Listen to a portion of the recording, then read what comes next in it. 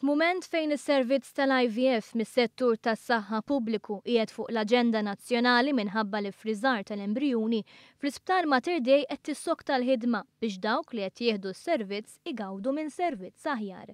Wieħed mill-proġetti li għandu jgħin huwa l-ftuħ ta' klinika li qed issir biex jiġbor f'post wieħed għadd ta' servizzi li jingħataw l-koppji li jkunu għaddejjin mill-proċess tal-IVF.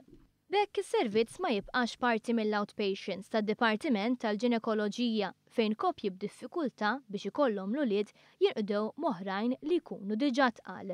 Il-ġinekologu Mark Brinkat li jmexxi s-servizz tal-IVF Mater Dei innota l-benefiċċji ta' din il-klinika. Biex ikunu iktar organizzati u l-pazjenti kollhom iktar privacy u iktar nista' narawhom bil-kwiet u l-faċilitajt qegħdin issa iktar madwarna, iktar kollox huwa ċentralizzat. Meta post ikun ċentralizzat iktar tista' taħdem b'mod effiċjenti u b'ħeffa. Fil-fatt din il-klinika ġdida se jkun hemm żewġ uffiċini amministrattivi biex il-koppji jkunu jistgħu jitkellmu mal-istaff u anke jiltaqgħu mal-kumitat li evalwa l-prijorità tal-koppji.